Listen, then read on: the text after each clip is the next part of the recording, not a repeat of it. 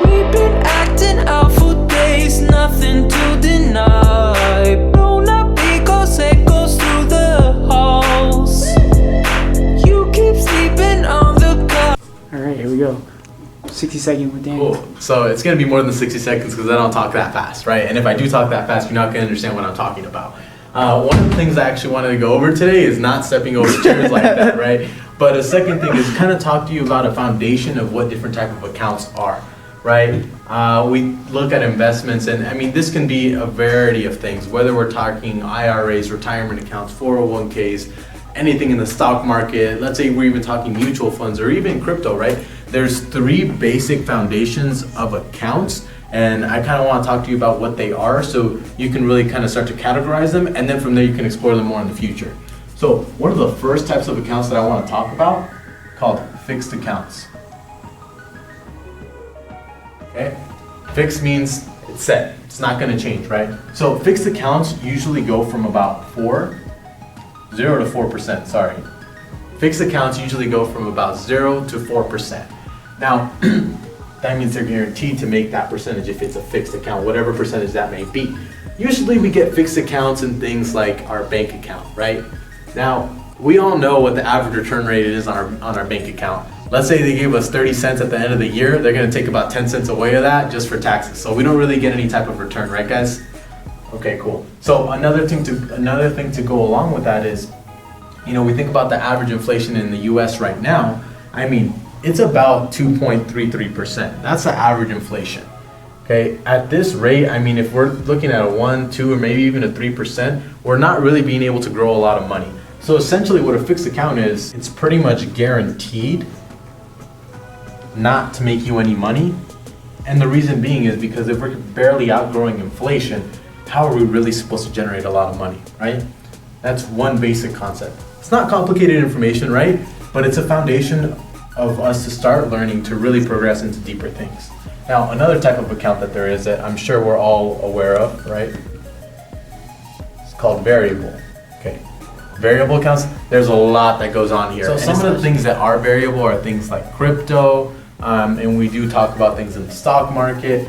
And also another thing that people aren't really aware of are the 401ks, right? A lot of people like to retire off of these, but they don't really know that those investments of that 401k is actually inside the stock market, which is kind of funny, right? You really think you should know where your money is, but sometimes we don't.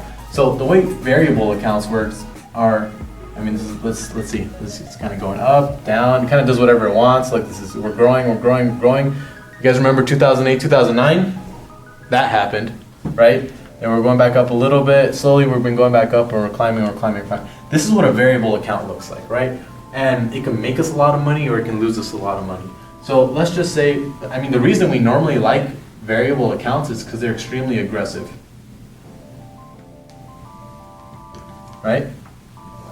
So essentially they become extremely impressive too when they're going up and they're making us money, and all of a sudden, you know, we went from 10 grand to 50 grand to, you know, whatever, it fluctuates. But what happens when it crashes? Then all of a sudden, all that money that we made in that account, I mean, we're depressive, our bank accounts are depressive, right? Our lives aren't doing that great either because now we don't have any more money. And yeah, eventually it's gonna go back up, but it's a variable, it's a risk. You know, your percentages are gonna go haywire over here. The last one I want to talk about is called index. And this kind of talks a little bit more about passive funding, passive growth, and another way to passively invest, right? So let's just say it's going to look similar to this variable account here. And the reason being is index products, they allow you to participate with the stock market, but not in the stock market. So what does that mean? Well, I'm sure you guys might have gone bowling or things like that before, right? I don't know if you have or not. I mean, my partner over here is really good. I'm not. I suck, right? So when you suck or you're a little kid, what do you use? You use bumpers, right? Essentially what we do is we use bumpers for our account. So let's just say that the average of the account, we're gonna be guaranteed a 0% floor. You know, we're not gonna lose more than 0%. It's 0%, that's it. But we're gonna be capped out at about 12%. Now, the average return on growth in an index fund has been 7.4%, right? This has been over the course of the last 20 years.